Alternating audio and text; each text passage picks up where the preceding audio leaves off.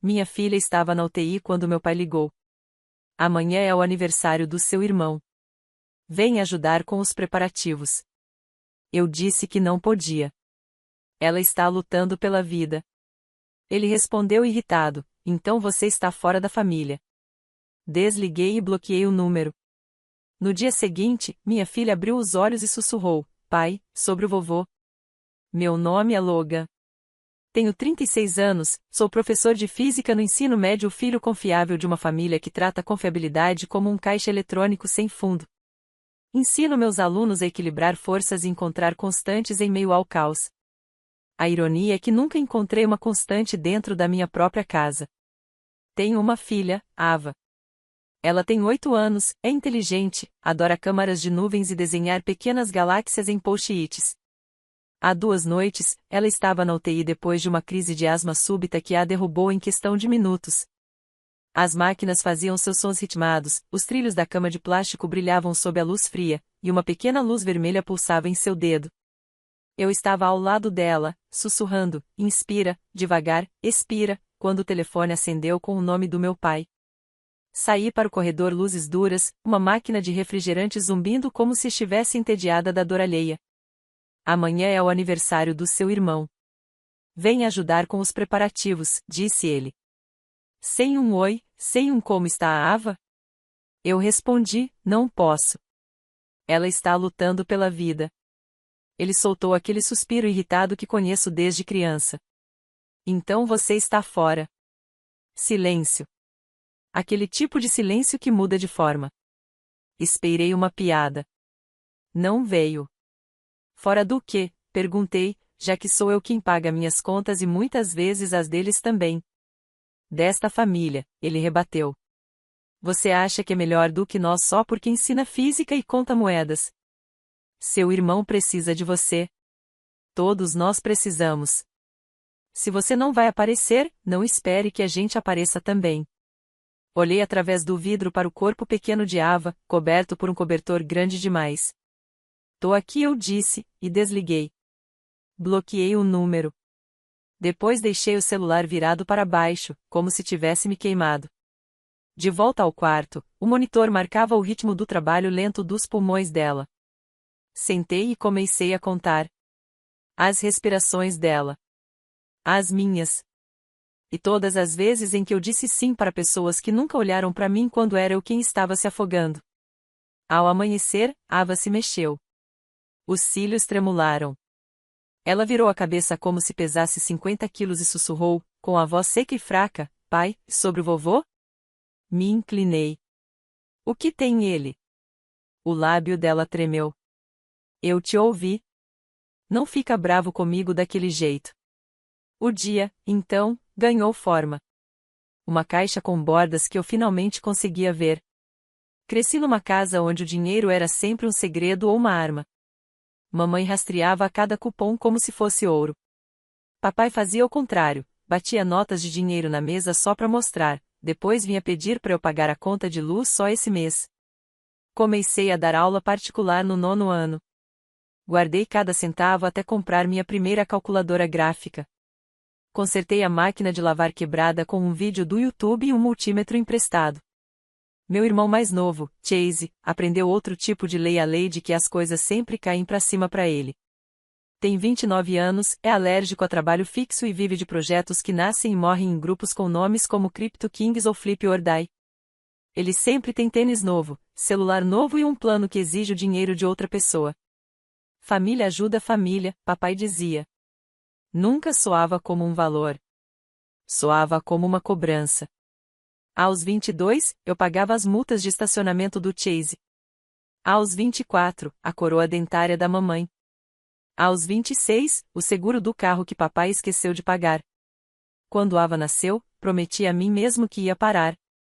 Mas a conta do pediatra chegou na mesma semana em que Chase pediu meu cartão reserva para abastecer e o esvaziou no festival de fim de semana. Logan, não dramatiza, mamãe mandou por mensagem. Ele vai te pagar. Pagou uma vez, $17 em moedas. Quando aceitei o emprego de professor de física na Ridgeville High, papai disse, dinheiro de professor bonitinho. Ele quis dizer conveniente. Quis dizer previsível. Quis dizer a gente pode planejar em cima de você. O grupo da família é o museu de como tudo isso terminou, capturas de tela dos meus olerites. Fotos dos concertos que fiz na cozinha deles. As listas de desejos do Chase postadas como se fossem políticas públicas. Pode cobrir o aluguel pra gente? Preciso de 600 pra pneus. Tá perigoso dirigir assim. Mano, você é bom com orçamento. Me ajuda a não afundar.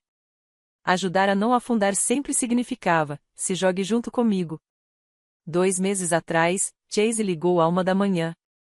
Preciso de 2.000 até de manhã. Tô encrencado. Que encrenca? Perguntei. Silêncio longo. Risadas abafadas ao fundo. Inventário. Inventário do quê? Não seja policial, Logan. Não mandei nada. No dia seguinte, acordei com uma mensagem: a família devia aparecer para ajudar a mãe. Papai respondeu com um emoji de joinha. Depois veio, e não seja pão duro. Naquela semana, meu diretor me ofereceu um projeto pago de currículo de verão. Eu disse sim. Disse sim porque o dinheiro extra tamparia os buracos que Chase tinha aberto no meu orçamento. Disse sim porque queria comprar um novo nebulizador para a Ava, para que nunca mais precisássemos descer as escadas correndo com uma toalha sobre a cabeça dela. Disse sim e mandei para a mamãe uma captura de tela do plano, com uma mensagem: chega de empréstimos. Por favor, parem de pedir. Ela respondeu: ah, então agora você se acha melhor do que a gente? Logo depois veio o convite de casamento que eu não podia bancar, amigo do Chase, R$ 150 por pessoa. A mesa da família teria que dividir os custos do bar aberto. O grupo da família acendeu enquanto eu corrigia provas. Chase, Logan pode cobrir o depósito do bar. Ele me deve. Eu, te devo o quê? Chase, por ter nascido primeiro. Papai, chega. Logan, só faz isso. Eu, não. Silêncio. Depois, uma enxurrada de emojis revirando os olhos da mamãe.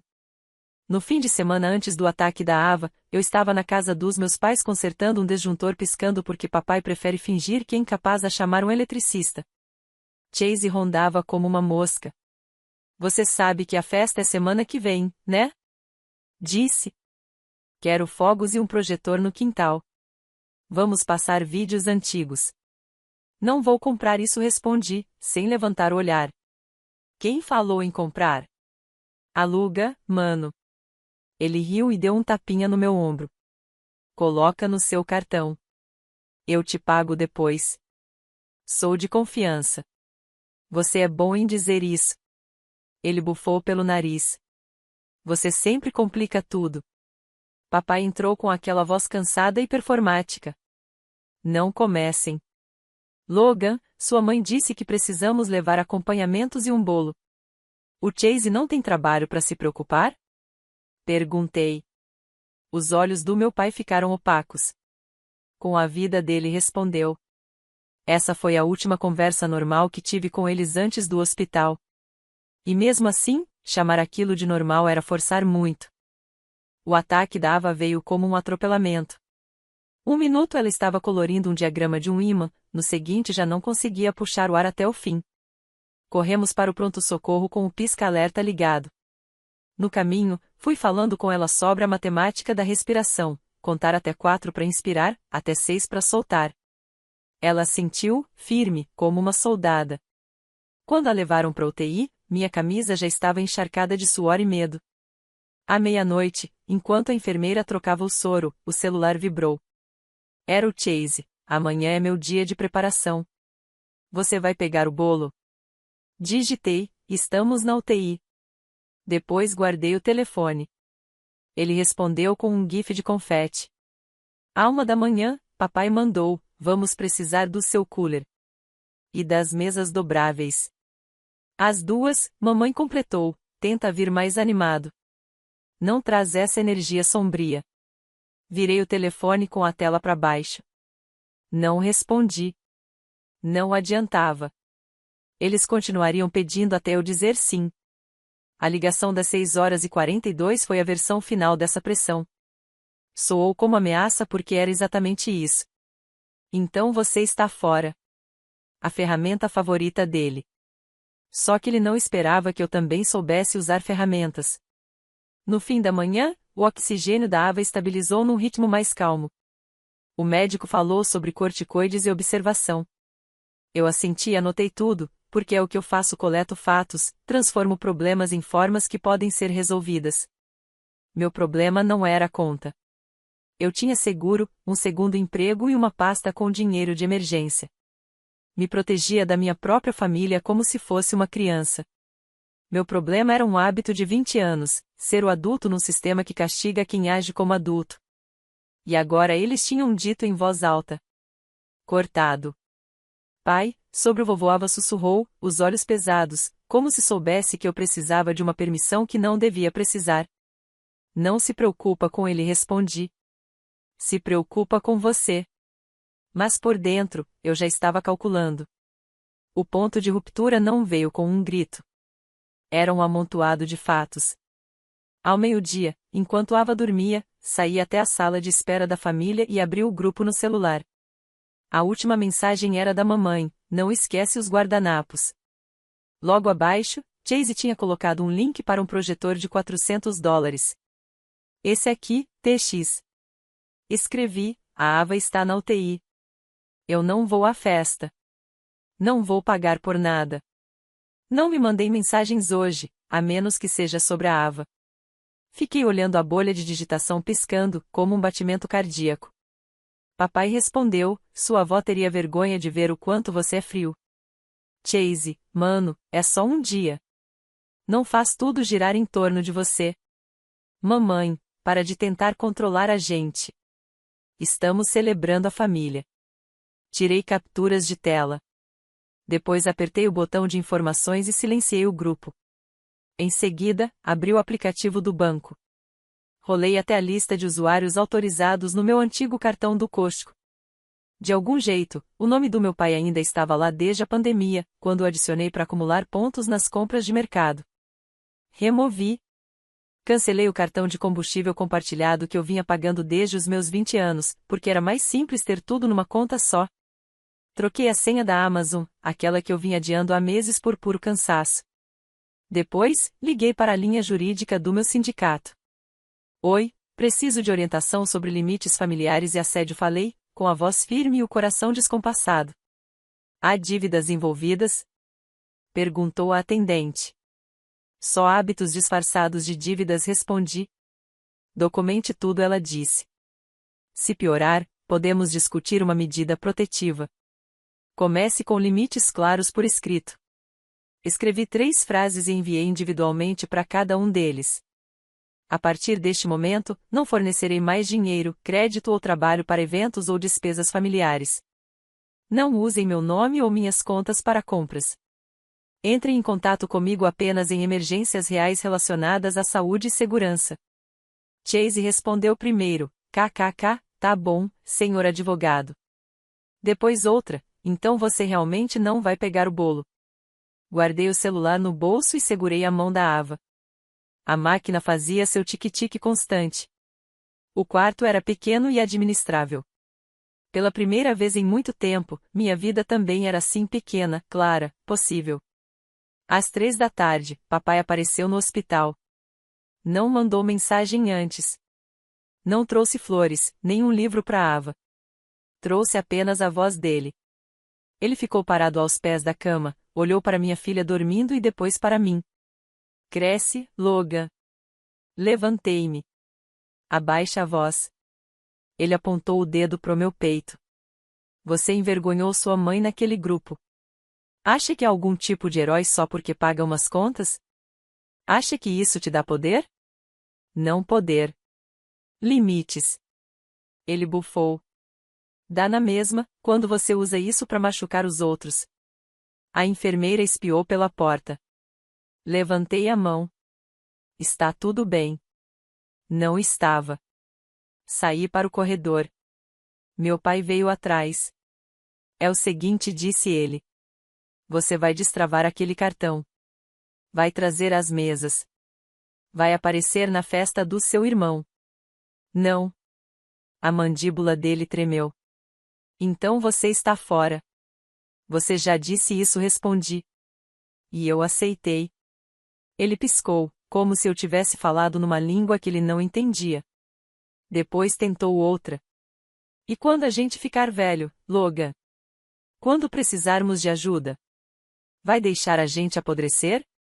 Senti uma calma se encaixar dentro de mim, aquela que só aparece quando você finalmente para de negociar com quem nunca negocia de boa fé. Eu vou ajudar com saúde e segurança, falei. Não com festas, dívidas, projetos ou mentiras. A voz dele subiu. Você acha que é melhor que a gente? Pensei na mão pequena da Ava sobre a minha.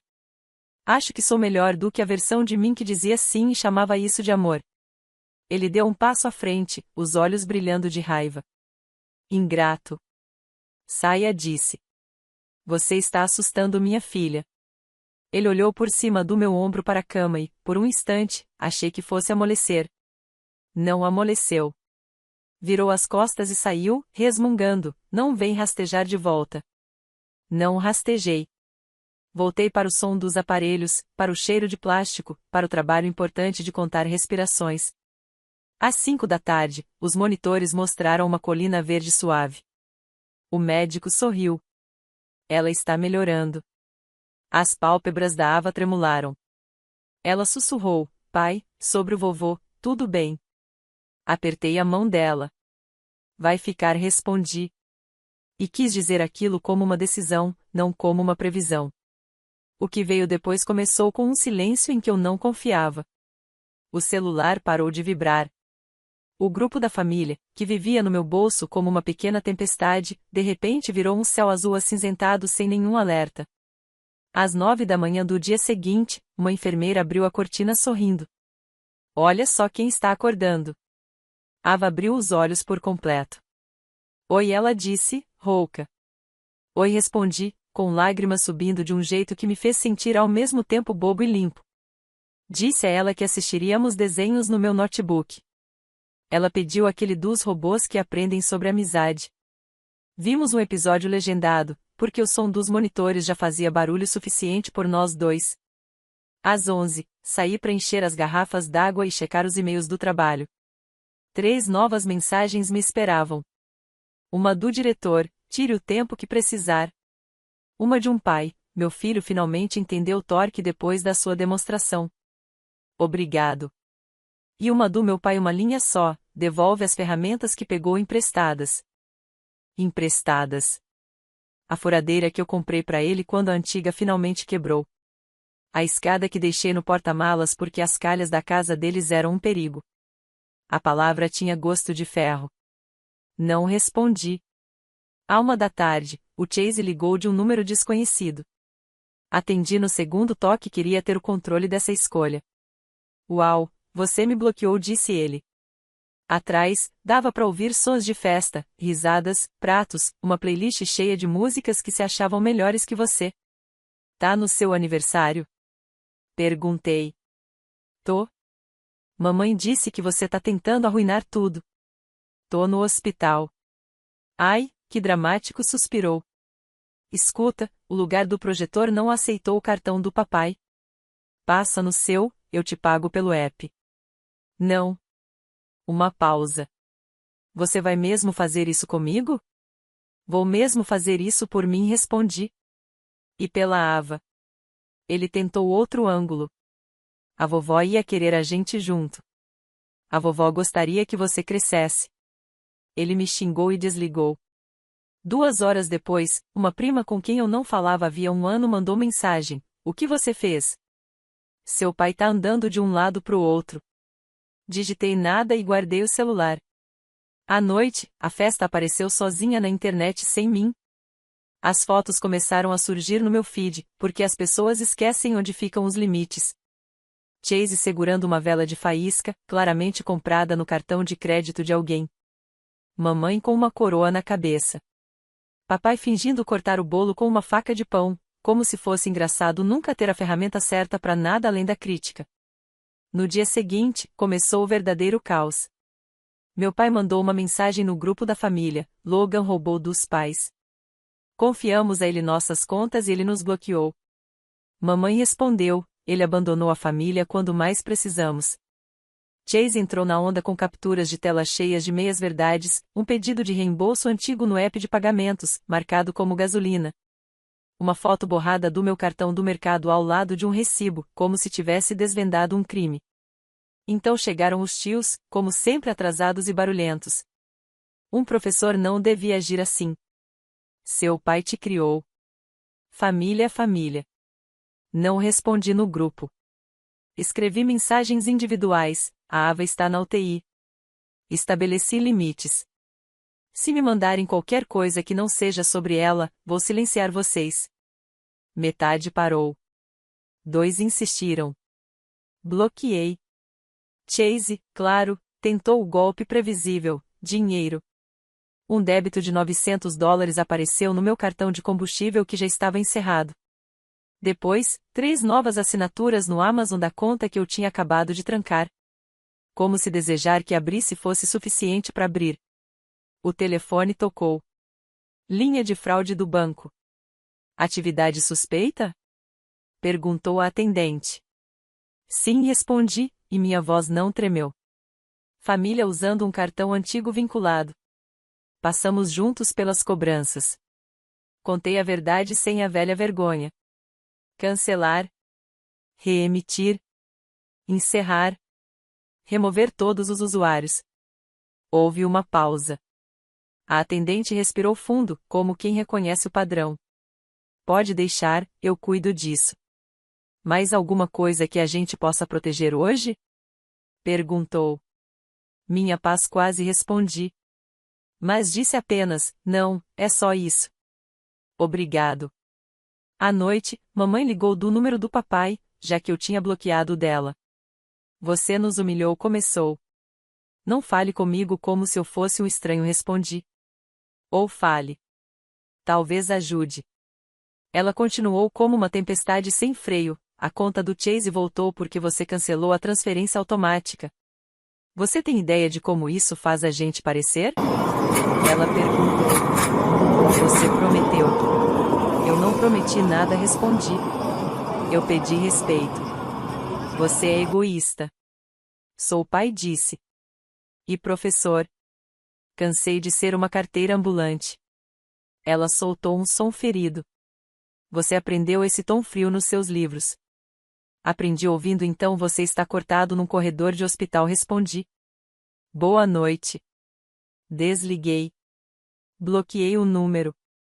Coloquei o celular virado para baixo e fiquei ouvindo os sons menores, a respiração lenta da Ava dormindo, o zumbido do ventilador, meu próprio fôlego entrando e saindo. Na manhã seguinte, algo mudou de leve. Uma mensagem da tia Lisa honesta, a que uma vez me deu $20 num cartão de Natal com um bilhete: não conte ao seu pai. Compre algo só para você. Ela escreveu: eles estão com raiva porque a história mudou. Fiquei olhando aquelas palavras por um bom tempo. A história mudou. Não eu. A história. Ao meio-dia, o médico assinou a alta.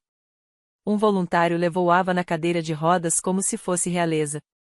A luz do sol bateu no rosto dela, ela semicerrou os olhos e sorriu. Lar. Lar, repeti. Dirigimos devagar.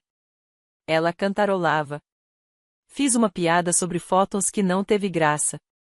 Ela revirou os olhos e eu quase chorei de alívio por aquela normalidade. Em casa, fiz sopa. Coloquei o nebulizador na mesa da cozinha como um troféu. Ava desenhou uma tirinha dela mesma enfrentando um monstro de asma com um laser escrito piadas de pai. Por volta das 7, o celular vibrou de novo. Um número novo. Logan, aqui é o Pastor Jim. Seus pais pediram que eu falasse com você. Olhei para a tela por um momento e depois liguei de volta. Pastor, agradeço sua preocupação. Ava estava na UTI. Eles fizeram exigências. Eu estabeleci limites. Ele pigarreou. Sinto muito pela Ava. Eu não sabia. Seu pai disse. Eu sei o que meu pai disse. Silêncio. Quer que eu diga a ele que conversamos? Sim, respondi. Diga que conversamos e que você me ouviu dizer que eu os amo. Eu não sou o banco deles, disse. Ele soltou o ar devagar. Vou repassar o recado. Depois que desligamos, chegou outra mensagem, dessa vez do próprio Chase. Nenhum número desconhecido, só o dele. Cara, você envolveu o pastor Jim? Que atitude de dedo duro. Eu não, digitei. Foi o pai. Tanto faz. Precisamos do aluguel este mês. A mãe tá surtando. Seja homem. Respondi, ser homem não é pagar as contas de meninos. Depois disso, silenciei o número por um ano. Na semana seguinte, o barulho começou a sumir. Não desapareceu, só ficou mais distante. Como um vizinho que aprende novos horários. Dei minhas aulas sobre momento e usei essa palavra várias vezes na cabeça. Momento. O meu era para frente. Entrei num grupo de basquete recreativo aos sábados, no centro comunitário, porque meu corpo precisava lembrar que era mais do que um transportador de emergências alheias. Cozinhei com Ava. Fizemos panquecas em forma de galáxias e comemos na varanda, de meias, rindo das estrelas que pareciam derretidas. Na segunda-feira, ao voltar ao trabalho, minha chefe de departamento, Priya, deixou um bilhete adesivo no meu quadro branco. Você tem permissão para ser uma pessoa completa. Deixei o bilhete lá. Houve consequências para meus pais além do silêncio. Mamãe teve que ligar para a companhia de energia sozinha. Papai descobriu quanto custam as ferramentas que sempre fingiu serem gratuitas. Chase, sem meu degrau de crédito, chegou ao fim do dele. Pediu dinheiro a um primo, que me mandou um print com um emoji revirando os olhos. Ele está fazendo a ronda, escreveu. 2 semanas depois da UTI, minha cunhada, a cara que normalmente paira acima das confusões, me mandou mensagem. Ele usou meu nome na loja de penhores. Me ligaram para confirmar porque eu coassinei algo com ele há 5 anos. Eu disse ou não. Obrigada, respondi. Ele tá surtando, ela disse. Mamãe mandou ele se desculpar. Ele disse que se desculpa se você pagar o aluguel antes. Claro que disse. À noite, sentei no chão com Ava para construir uma torre de espaguete marshmallows pro clube de ciências dela. A gente vai ficar bravo com o vovô para sempre? Ela perguntou. Pensei no tempo como um vetor. Pensei na força sem aceleração. Não estamos bravos para sempre, respondi. Estamos seguros pelo tempo que for preciso. Ela sentiu, pegou um marshmallow e anunciou. Vou comer o ápice. Comeu. A torre desabou. Nós rimos. O encerramento não veio com pedidos de desculpa. Veio como uma decisão silenciosa que permanece firme quando os outros tentam movê-la. 1 mês depois da UTI, meu pai mandou mensagem de um número novo. Estamos com saudades da Ava. Vamos conversar. Respondi, podemos conversar por aqui. Ele ligou. Deixei tocar até cair. Tentou de novo. Atendi. Ele começou com a voz suave. Como ela está? Bem. Respondi. Obrigado por perguntar. Silêncio. Ele não estava acostumado a uma conversa que custasse algo a ele. Queremos vê-la, disse. Sua mãe sente falta dela. Podem, com condições, respondi. Sem falar de dinheiro. Sem insultos. Sem visita surpresa. Se quebrarem as regras, as visitas acabam. Houve uma pausa longa. Isso é extremo. É saudável, disse. É novo pra gente. Por isso parece extremo. Ele tentou um último argumento. Família não precisa de regras. A família que mais precisa de regras é sempre a que diz essa frase mais alto. Me manda 2 datas que funcionem, continuei. A gente se encontra em um lugar público. Se correr bem, repetimos. Ele desligou sem responder. 1 hora depois, chegou uma mensagem, domingo às 14 horas. Nos encontramos num jardim botânico porque Ava gosta do lago com carpas. Mamãe trouxe uma pequena estrela de pelúcia comprada na loja de presentes a caminho. Entregou para Ava como se aquilo compensasse tudo. Ava abraçou mesmo assim porque ela é assim. Caminhamos. Observamos os peixes. Comemos pretzels. Eles não falaram de dinheiro, mas tentaram cutucar as bordas. Talvez no próximo aniversário do seu irmão, começou mamãe. Para. Pedi, com suavidade. Estamos aqui pela Ava. Ela fechou os lábios. Papai pigarreou. Durante uma hora, fomos uma família da maneira simples que eu sempre quis. Ava contou sobre sua história em quadrinhos. Contei sobre um aluno que construiu um pêndulo de Newton com garfos. Mamãe contou uma história sobre a avó dela, uma que eu nunca tinha ouvido, porque normalmente as histórias giravam em torno de cheques. Quando chegou a hora de ir embora, papai enfiou as mãos nos bolsos. Nós queremos fazer melhor, disse ele, sem me encarar de fato, apenas olhando para algum ponto perto de mim. Eu respondo a tentativas, falei. Não há ameaças. Ele assentiu uma vez. Nenhuma promessa, só o menor movimento na direção certa. No caminho de volta para casa, Ava segurava sua estrela de pelúcia e disse. Eu gostei dos peixes. Depois de uma pausa, completou. Você não deixou o vovô ser malvado. Não deixei, respondi. Senti algo como um metal firme dentro do peito. Naquela noite, depois que ela adormeceu, sentei-me à mesa da cozinha e fiz uma lista com 2 colunas, o que eu farei e o que eu não farei. Farei. Atender ligações sobre saúde e segurança. Estar presente em hospitais, em emergências reais, nas pequenas e suaves coisas que constroem uma vida. Não farei. Financiar festas. Cobrir dívidas. Ser coagido pela culpa. Aceitar insultos como forma de moeda. Colei a lista na geladeira, ao lado do ímã da galáxia que Ava desenhou. Um limite tão simples que alguém poderia confundir com uma lista de compras. Uma semana depois, Priya perguntou se eu queria liderar o time de física para o torneio regional. Eu disse que sim. Ava desenhou uma faixa para o time com cometas e equações tortas. Comemos pizza no laboratório. Eu ri de um jeito que não parecia cauteloso. Às vezes, à noite, quando a casa está silenciosa, eu relembro aquela ligação no corredor. Então você está cortado. Antes, eu ouvi aquilo como o som de uma porta batendo. Agora, soa como uma dobradiça trocada. A porta ainda se move, mas eu escolho quando abrir. Ava me perguntou de novo. Pai, sobre o vovô? Sobre o vovô, repeti. A gente ama as pessoas de uma distância segura quando elas se recusam a ser seguras de perto. Só isso. Ela pareceu satisfeita daquele jeito tranquilo das crianças quando a gente responde à pergunta real, e não há que gostaria que tivessem feito. Posso ensinar a ela as leis do movimento. Posso ensinar a matemática da respiração. Mas também posso ensinar que amor sem limites não é amor a vazamento. Então, aqui vai meu final simples, o que eu queria ter aprendido antes. Eu não sou um banco. Eu não sou um amortecedor. Eu não sou o filho mais velho cuja função é sustentar uma casa que se recusa a consertar suas vigas.